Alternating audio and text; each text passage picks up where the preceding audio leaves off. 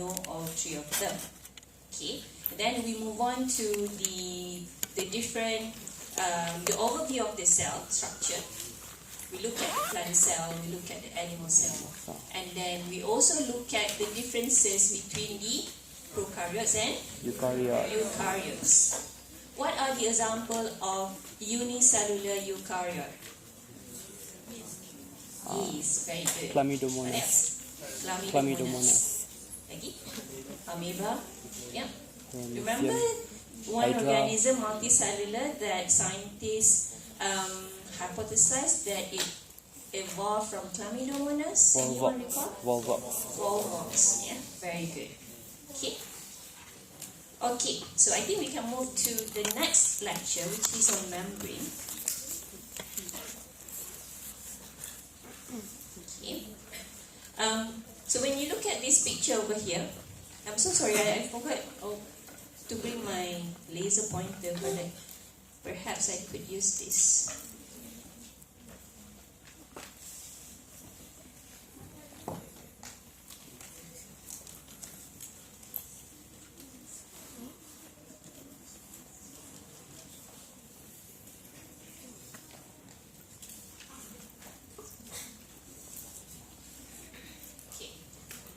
What you're looking at is the microscopic image of membrane. Okay, you see two dark lines. So each of them represent plasma membrane of the cell. So you can imagine that there's one cell over here at the top, and there's another one cell over here. And if we zoom in, you could see that there are two fine lines for each of the membrane.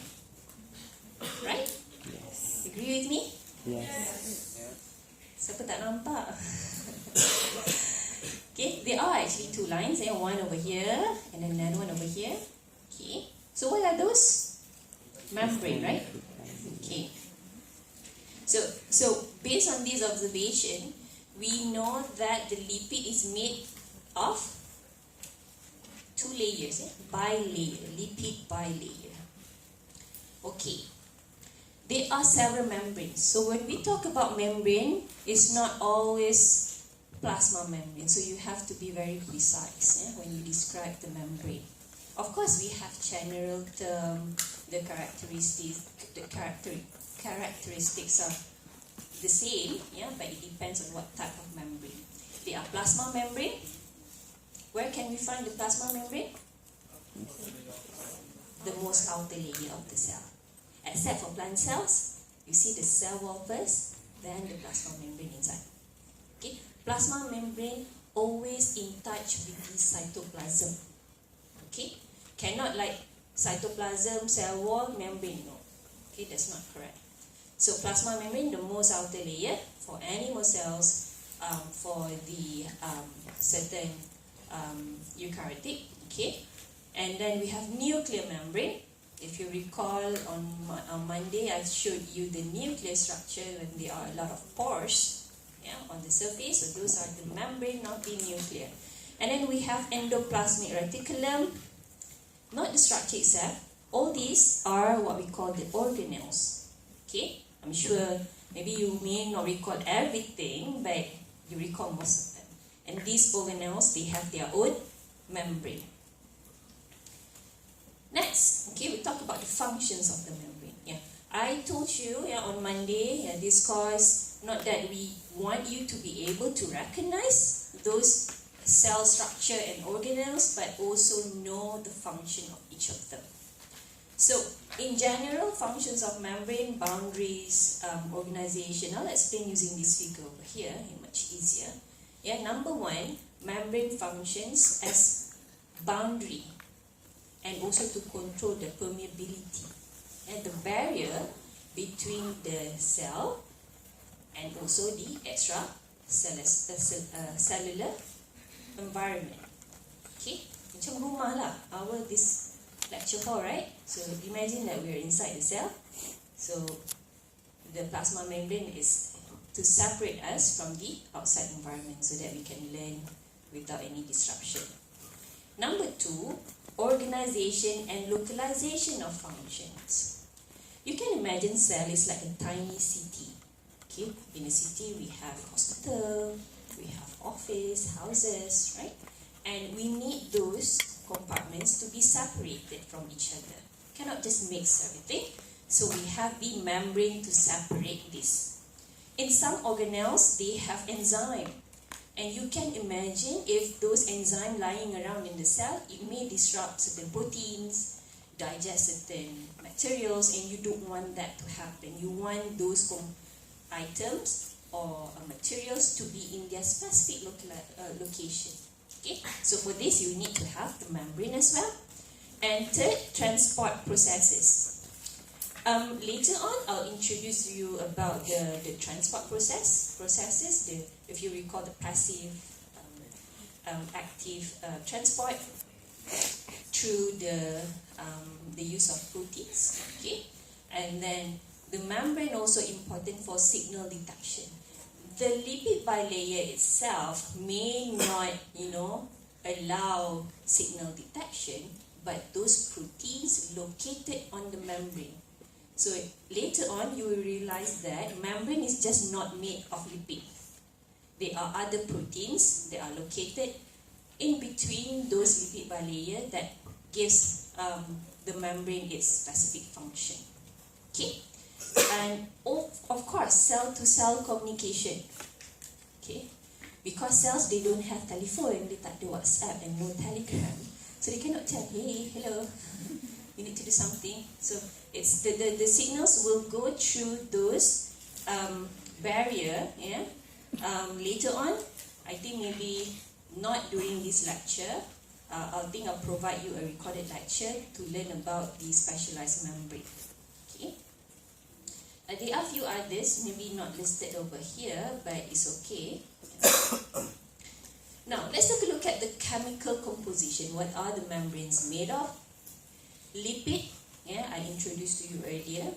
Do you recall the phospholipid structure? The head and the tail? Which one the hydrophobic, which one the hydrophilic? The head is hydrophilic. Head is hydrophilic. Okay, good. Yeah, I think you got it. You still remember, so that's very good.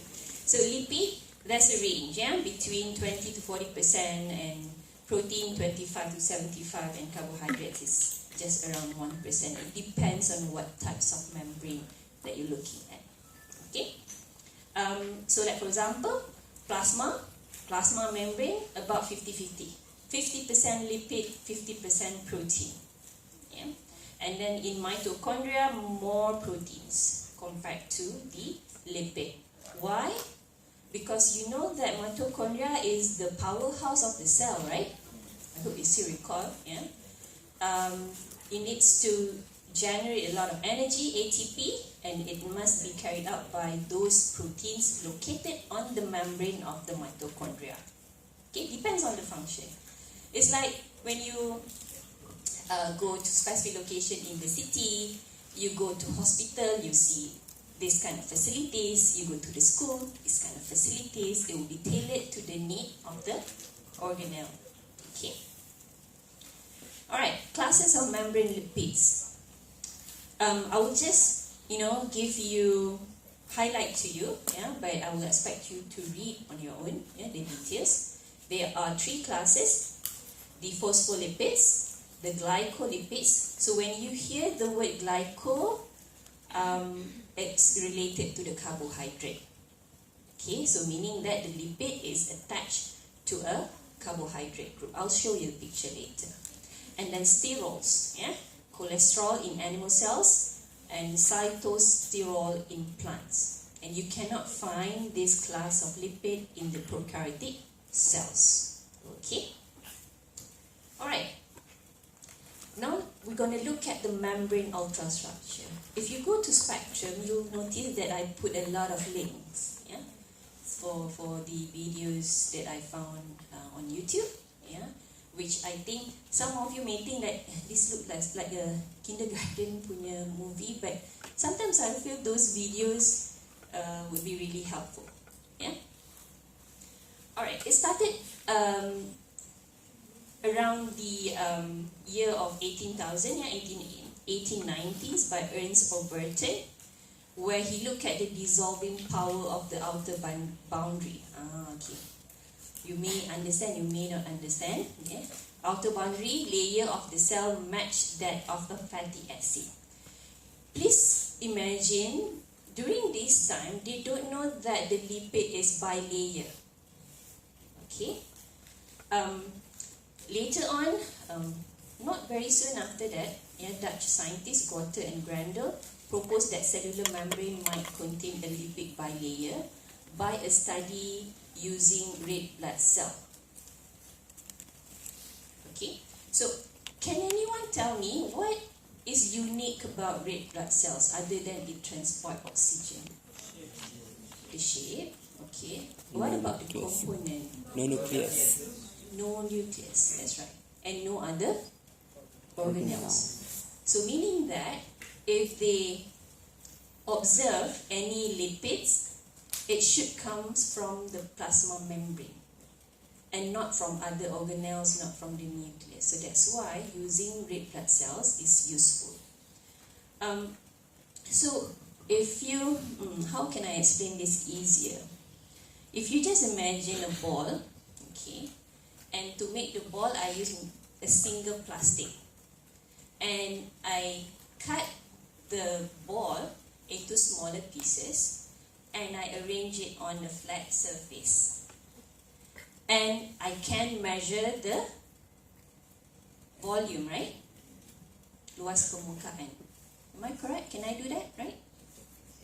If let's say the volume is double, okay, let's make an assumption. So one ball, maybe 1 meter square, right? If it's one layer. But if I cut into small pieces and I observe, just now I said what? One. And I observe 2 meters square. What does it tell you? For the same volume, like only one ball, but I've got 2 meters square. There are 2 layers, right? Okay. So this is what they did. But I'm using ball as an example, but they use red blood cells. They know that, okay, they know the exact volume of the red blood cells. If they make a hypothesis, okay, is this volume, they should be, this is the surface area. Now they observe double of that surface area, so it supports the idea of the lipid bilayer.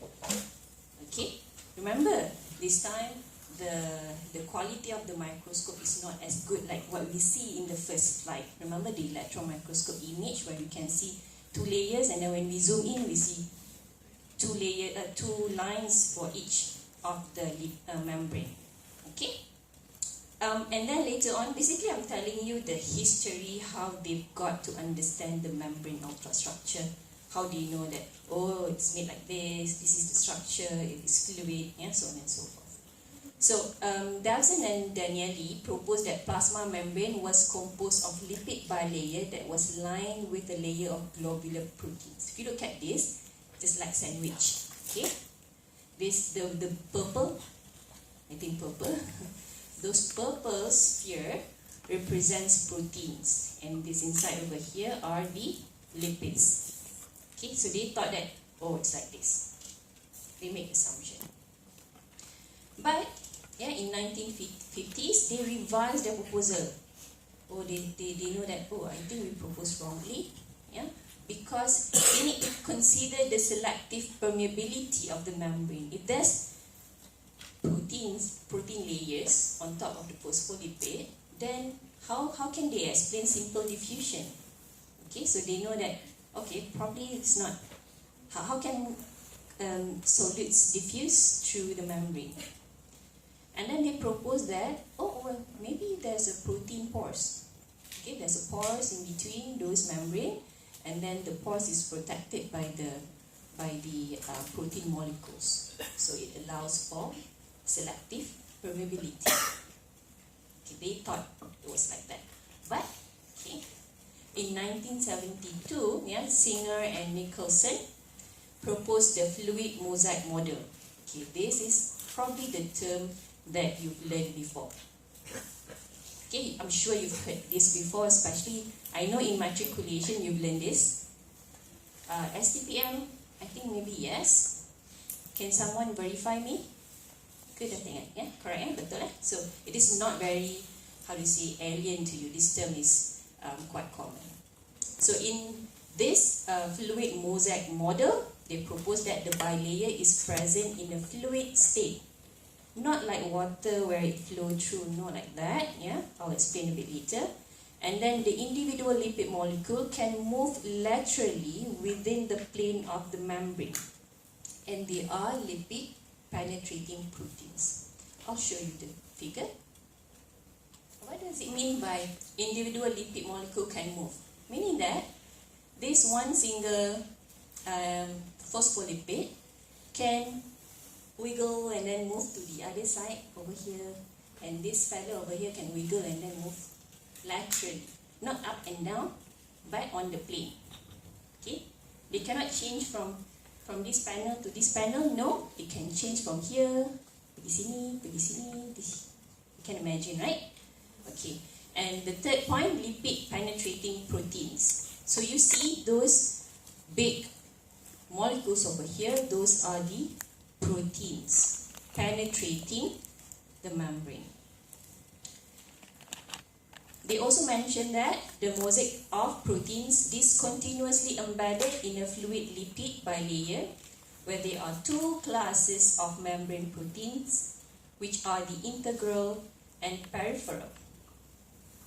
Anything that is stuck in between, those are the integral proteins, like this one and this one. So you can see the top, the bottom over here. But there are also proteins that is located on the surface, on the one side of the membrane, what we call the peripheral protein. Okay, nama je, but the definition is actually quite straightforward, yeah. And remember I mentioned to you about glycoprotein. Okay, so this is where we can see the carbohydrates attached to protein. Okay. Can you predict whether this is a plasma membrane of animal or plant cell? Animal. Why? Very good, yeah, very good observation, because of the presence of cholesterol. Okay, so this is the kind of question that I might ask you. Not straightforward, but you need to relate a bit. Yeah, okay. That's good, yeah, cholesterol in animal cells.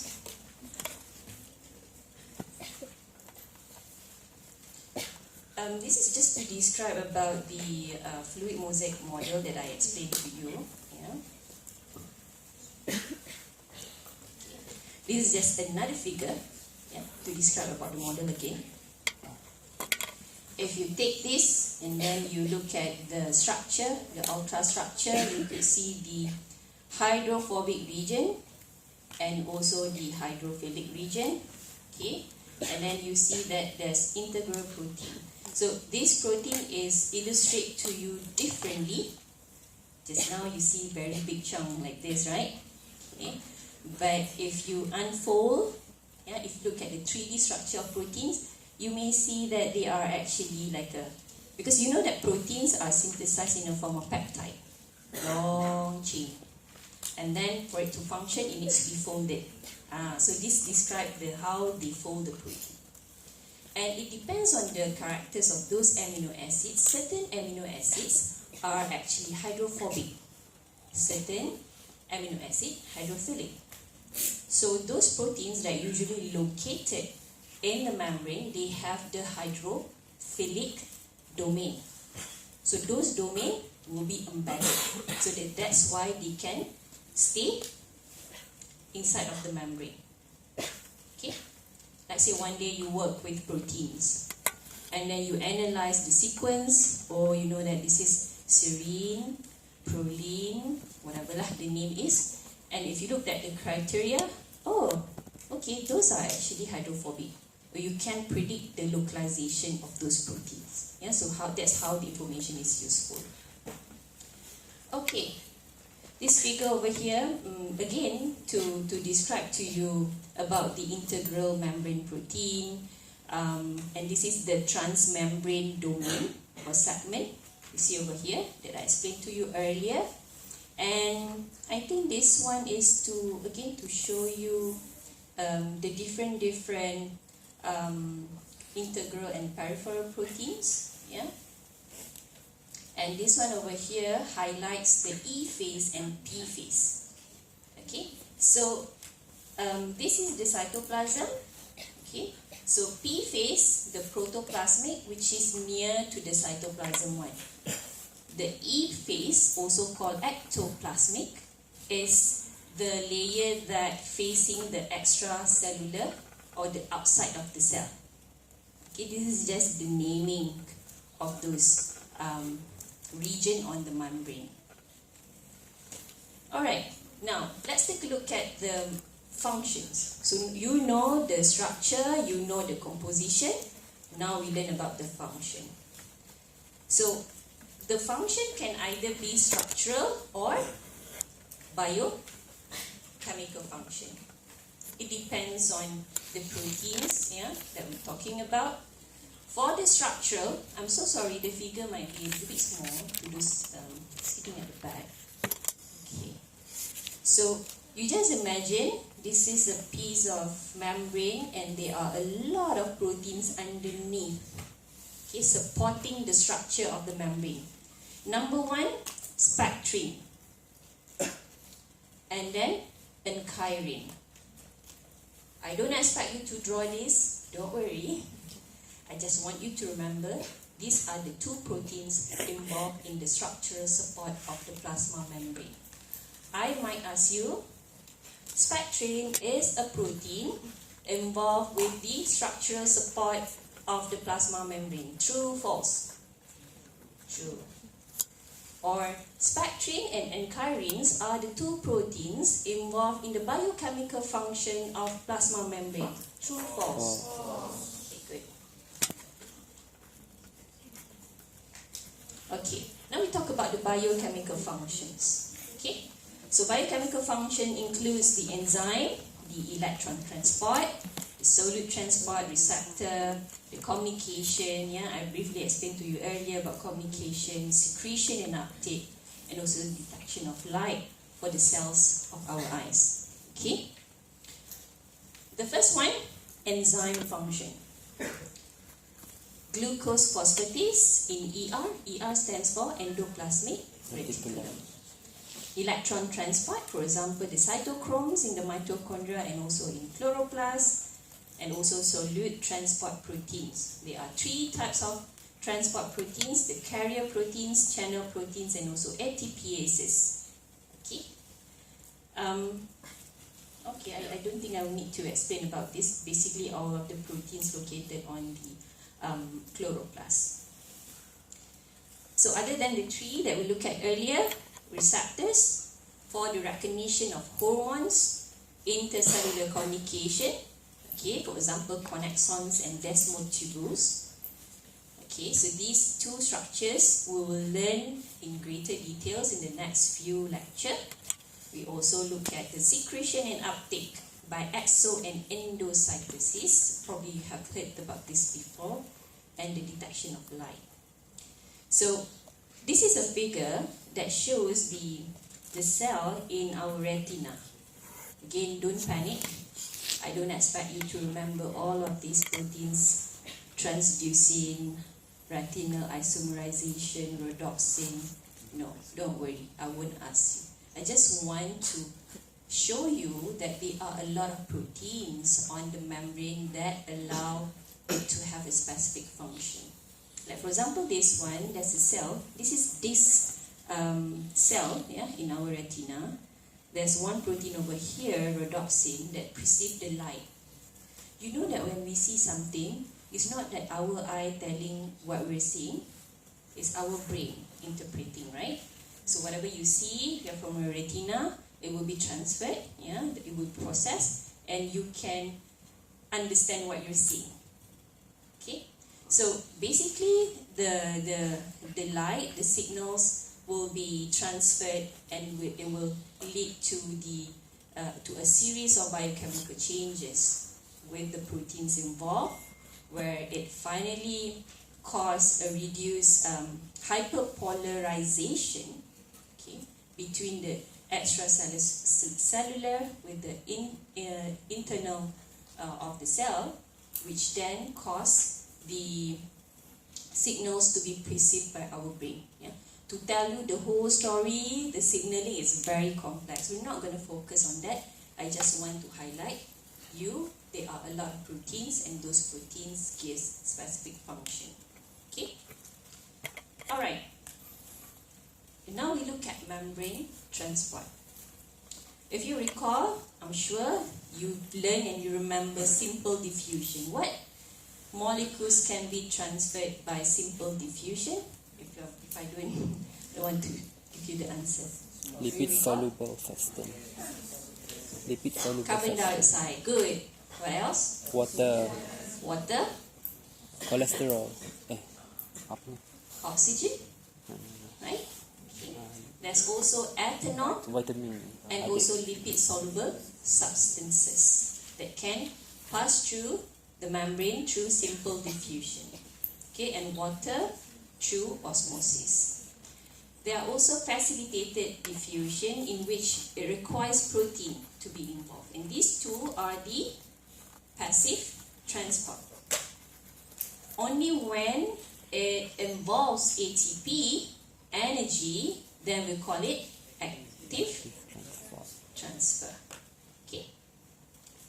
So it is illustrated over here. This is protein channel. Okay, this is protein transporter. Channel lah, macam terowong, right? Very easy. Transporter, attach, change conformation of the protein, and then the element or the substance will be released on the other side. Okay. Active transport, quite similar to the protein transporter, but requires ATP. Facilitated diffusion. So I mentioned to you that there are two types of proteins just now: carrier proteins, this one, and then the channel proteins. I let you read this slide on your own. Active transport. Okay. Anyone still remember the sodium potassium pump? No. Do I need to explain this? A bit. Siapa nak? Okay, sikit je lah. Okay. So basically, the cell need to maintain a resting state in which the concentration of the sodium needs to be lower inside than the outside. So when the cell senses these changes, okay, it will pump out sodium and bring in potassium. Okay, this is the step 1, step 2, step 3, and step 4. So you can see the sodium will be transported, will basically attach to the carrier protein, okay, and ATP will be needed, okay, and it will change the conformation of the carrier protein, in which it allows the sodium ions to be moved to the outer, but not released yet, okay, and only when they have take in, it releases sodium, and then potassium will be attached, and then again conformational changes of the protein, in which the potassium ion to be brought into the cell. Okay, barter system. You come in, you go out. Okay. Okay. So those are small molecules. How about big molecules? We call it macromolecules. Okay. Cell transport in and out of macromolecules through exocytosis, X at Z. To help you remember easily, at Z. Exocytosis, releasing outside of the cell. This one, exocytosis, and also endocytosis, bringing in macromolecules into the cell. Easy to remember, right? Okay. So there are several components or molecules that will be transported out. Hormones, for example, mucus, milk proteins, digestive enzymes from Golgi that will be released through exocytosis. Endocytosis, we can further classify into phagocytosis and pinocytosis. Phago for larger particles and pino for smaller particles. Okay, you can imagine phagocytosis like eating something, and pinocytosis like drinking something.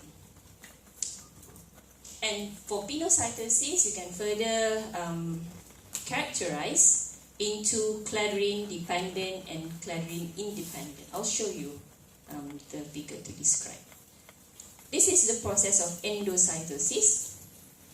Yeah, basically, so endocytosis is bringing in materials, right? Okay. And pinocytosis is for the smaller one, smaller molecules. Yeah, I mentioned about clathrin dependent endocytosis and independent. So this one is for it will bind with ligand. Ligands are hormones. Yeah, LDL stands for low density lipoprotein. Okay, you might to jot that down because I did not describe it anywhere. Yeah, low density lipoprotein, hormones, growth factor, antibody, or even microbes. Yeah, in which the ligand will bind with a specific receptor. Receptor, kawan dia or friends with ligand. Okay, and ligand could be a lot of things. So the receptor is located at the plasma membrane, in which it will make a pit. Okay, again I will use figure to show it to you.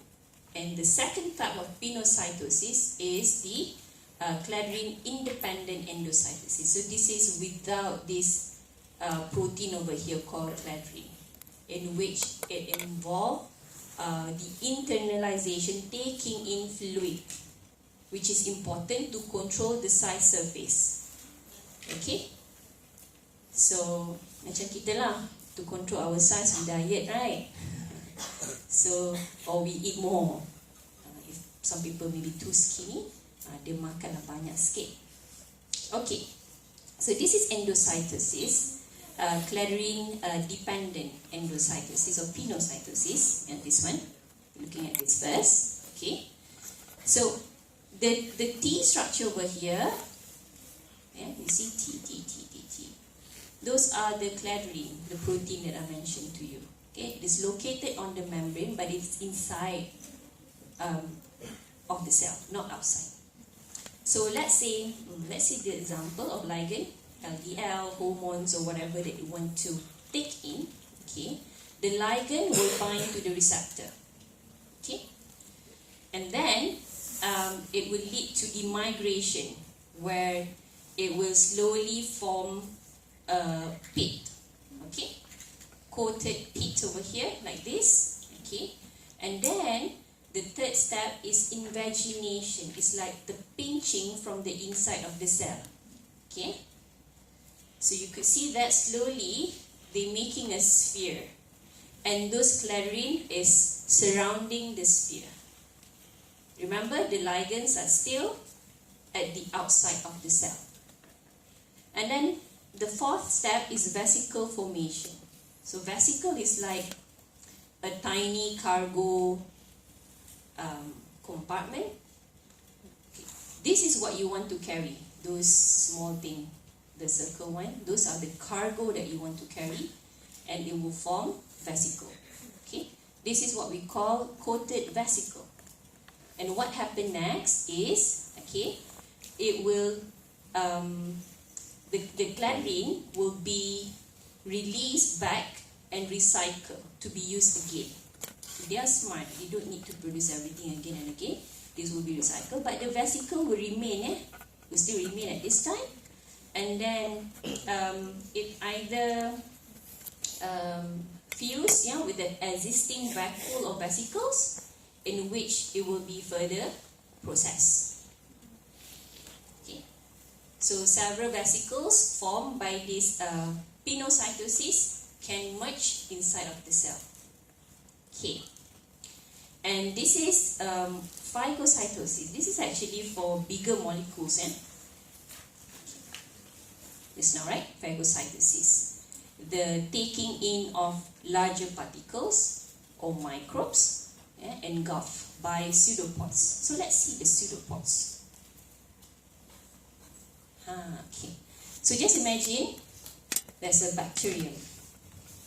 There's a bacterium coming in. Bacterium, it has protein on its surface that can be recognized by the receptor.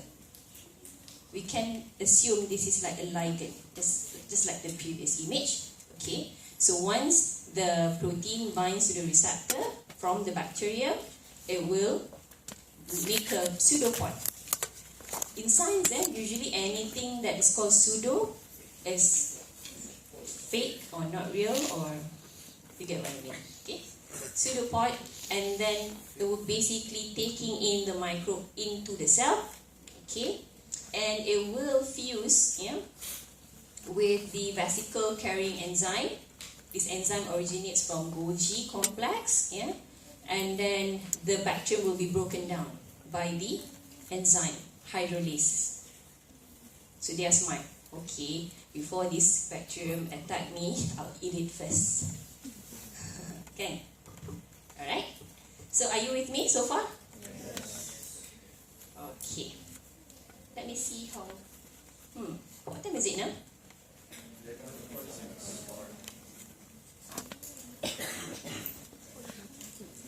Okay.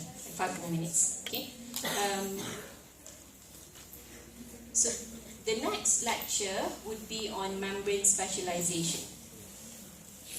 I don't want to elaborate so much now. I worry that you'll be overwhelmed. Okay. I will provide you a recorded lecture, and I will need you to watch it. The video will be around 20 to 30 minutes or so. Yeah. Maybe while watching Netflix, you can select some time to watch my recorded lecture. Because if I want to continue this next Monday, I may not have enough time to finish the syllabus and have a discussion with you before your alternative assessment. Okay? But don't worry, if there's any part of this lecture that you don't understand, you can WhatsApp me, and you can also wait until Monday where we can discuss, and I'm happy to take any questions on Monday. Okay. But just to prep your mind, kita belum balik lagi mohon bertenang. Ada 5 minutes more. Okay. I will explain a brief to you what you're going to learn from that video. So basically, membranes, they are being modified to carry specific function.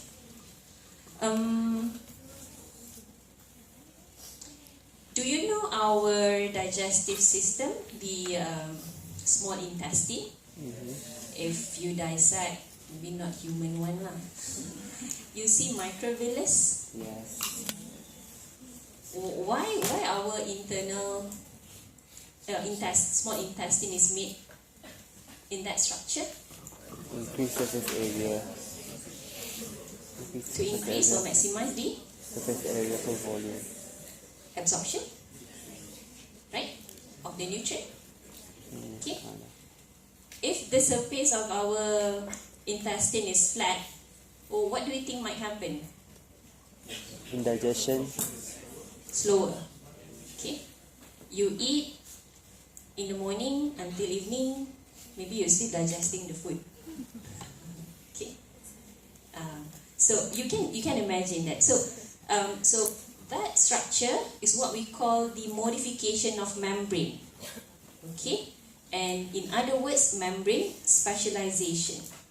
So number one, just like I told you just now about microvillus or microvilli, in which it is modified to increase the absorption, secretion, or cellular adhesion.